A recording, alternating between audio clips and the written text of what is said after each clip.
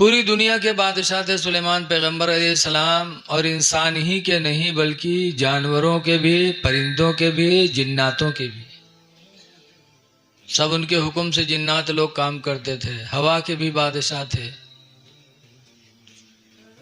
آج اگر کونو آدمی ایک جنات کے یہاں پائے جاتے تو کہتے ہمرے تھی جنات ہیں، جون چاہو تو ان کام کرائے گے، پاوت آوت نہیں جنات کا کوئی۔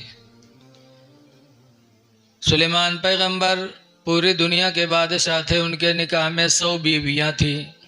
آپس میں ہنسو نے، کوئی ہنسی کی محفل نہیں ہے کہ ایک دوسرے کو دیکھ دیکھ کے ہنس رہے ہو، آپس میں ہنسنے آئے، بات کرنے آئے کہ سننے آئے ہو، یار نبی کی محفل میں بیٹھے ہو۔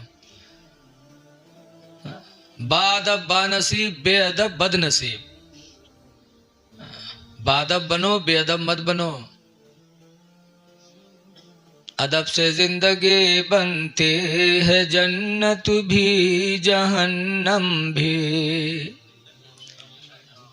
ادب سے زندگی بنتی ہے جنت بھی جہنم بھی، یہ خاکی اپنی فطرت میں نہ ناری ہے نہ نوری ہے۔ اللہ کسی کو جنتی جہنمی بنا کے نہیں پیدا کیا، اللہ نے ایسے انسانوں کو پیدا کر دیا، پھر انسانوں میں جو ادب والا ہو گیا وہ جنتی ہو گیا، جو بے ادب ہو گیا وہ جہنمی ہو گیا۔ تو باادب بنو۔ سلیمان علیہ السلام کے نکاح میں 100 بیویاں تھیں۔ اس لیے میں سنا رہا ہوں کہ آج بچے ہوتے ہیں تو آدمی خدا کا شکر ادا نہیں کرتا۔ اللہ اولاد دیتا، اللہ کی بہت بڑی نعمت ہے، اللہ اولاد دے تو خدا کا شکر ادا کرو۔ اسی اولاد کے لیے لوگوں نے کتنی تمنائیں کی۔ سلیمان پیغمبر پوری دنیا کے بادشاہ تھے، لیکن ان کے نکاح میں کتنی بیویاں تھیں؟ 100 بیویاں تھیں۔ کیسے سنبھالت رہا انہیں جانے۔ ہاں ایک دو ٹھوری کا تو سنبھال نہیں ملا تھے، یک کہے تو ہلا تو دن ہاتھ مکہ چلا تھے، اور 100 مہر ہوا، کیسے سنبھالتے تھے اللہ ہی جانے۔ سلیمان پیغمبر نے ایک دن فرمایا کہ میرے نکاح میں 100 بیویاں ہیں، اگر ایک بیوی سے ایک لڑکا ہوا تو 100 لڑکوں کا میں باپ ہو جاؤں گا۔ 100 بیوی اگر ایک بچہ ہوا ایک سے تو 100 بچوں کے میں باپ بن جاؤں گا۔ اور انشاءاللہ نہیں کہا، انشاءاللہ نہیں لگایا، تو لکھا ہے تاریخ میں کہ 100 بیویوں کے باوجود سلیمان علیہ السلام کے یہاں ایک لڑکا بھی پیدا نہیں ہوا۔ اے لوگو، اللہ کا شکر ادا کرو کہ ایک بیوی سے آپ 5 بچوں کے باپ بن جاتے، 10 بچوں کے باپ بن جاتے۔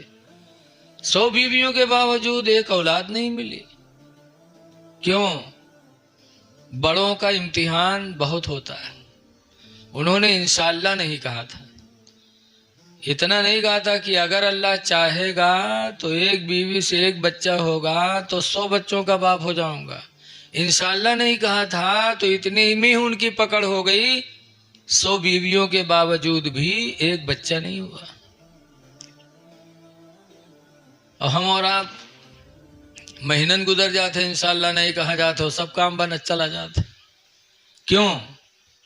اس لیے کہ ہم اتنے درجے والے نہیں۔ وہ بلند درجے کے تھے تو اللہ کی طرف سے پکڑ بھی سخت تھی، اور ہم ادنا درجے کے ہیں، اس لیے اللہ تعالیٰ کی طرف سے سمجھو چھوٹ ہے۔ انشاءاللہ کہہ لینا چاہیے ہر کام میں۔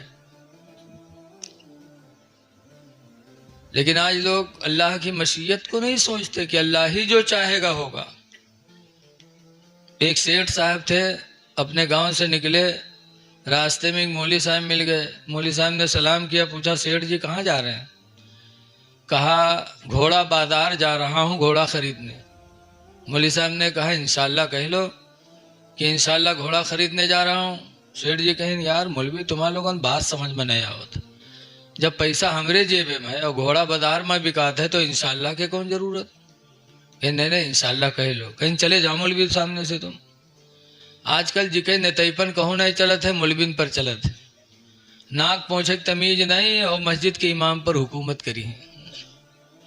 سب سے نیبر قوم اس وقت آدمی نے پایا مدرسے کے مولوی یا مسجد کے امام کو.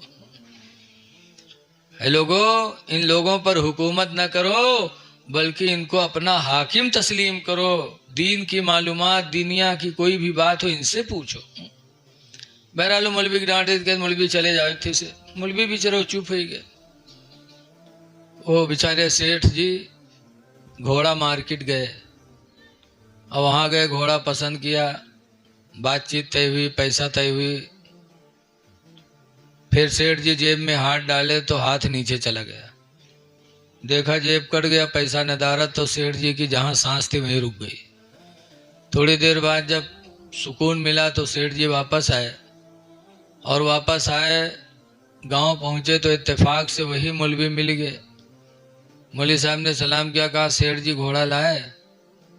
تو سیٹھ جی کہتے ہاں مولوی صاحب انشاءاللہ میں گھوڑا مارکیٹ پہنچا، انشاءاللہ گھوڑا بھی دیکھا، انشاءاللہ گھوڑا پسند بھی آ گیا، انشاءاللہ بات چیت طے ہو گئی، انشاءاللہ قیمت بھی طے ہو گئی.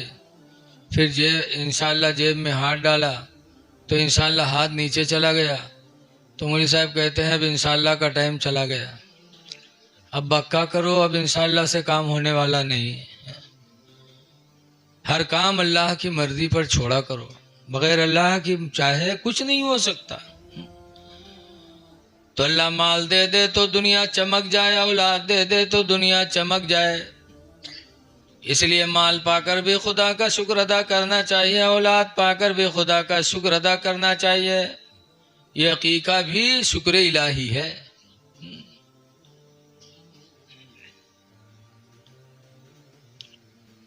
حدیث میں لکھا ہے کہ جس کو 3 چیزیں مل گئیں اس کو دنیا نصیب ہو گئی: مکان، سواری، بیوی.